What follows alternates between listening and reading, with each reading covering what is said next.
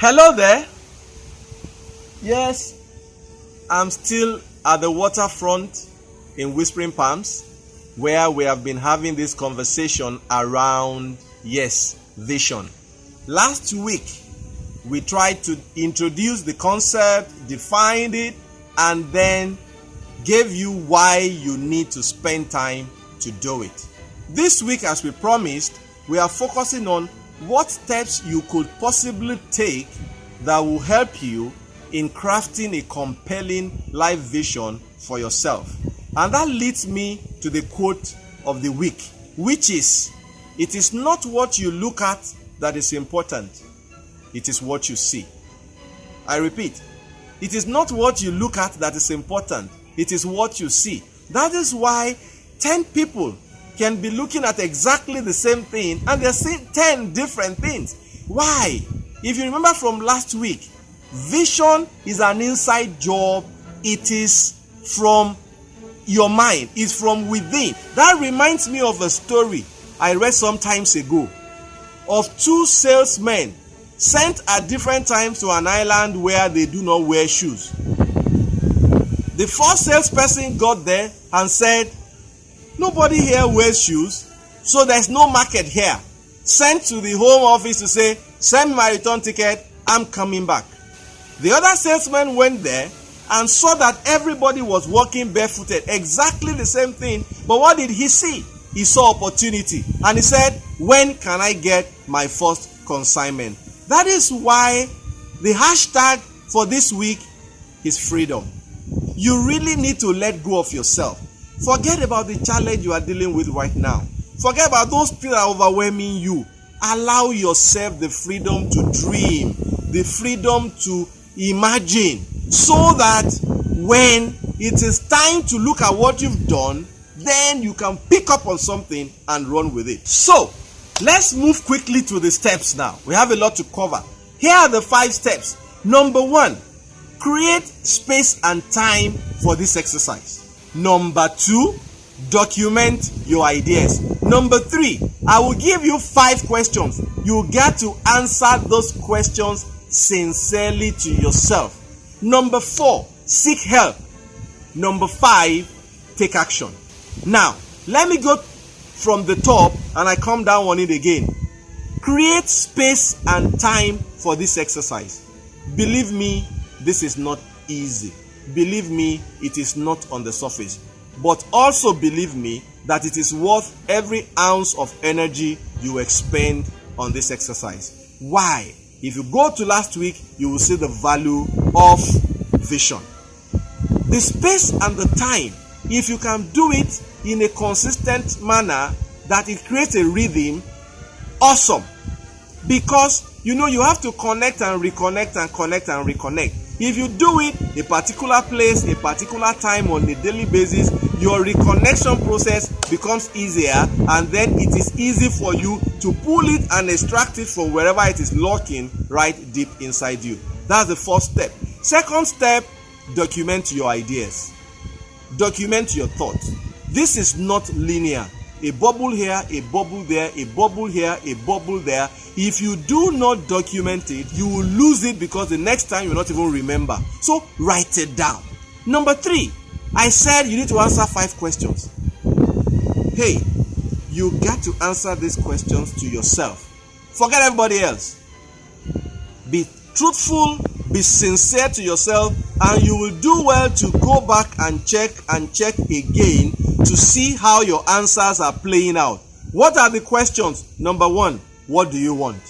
Yes, what do you want? Assuming I'm a genie standing in front of you, make a wish. What would you wish?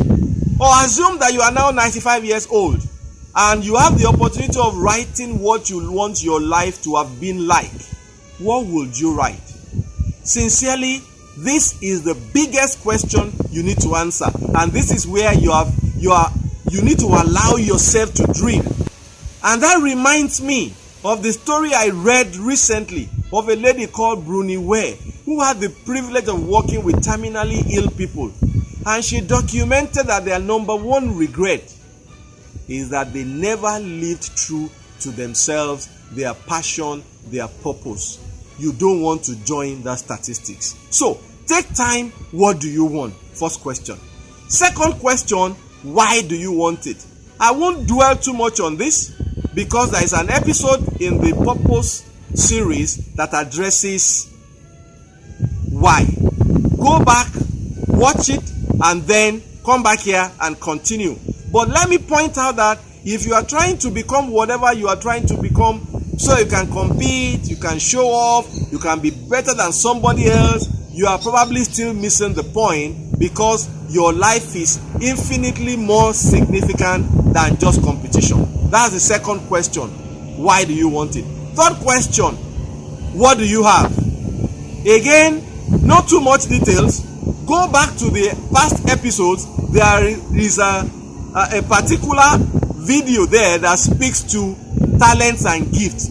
And if you've done the exercise before, go back again and again, because you rarely can pick everything all at once. But you need to identify what you have. That is your third question. That is the third question. The fourth question then, once you know what you want and you know what you have, it then creates a gap. Now, that is the job that both of us, all of us, have to do lifelong.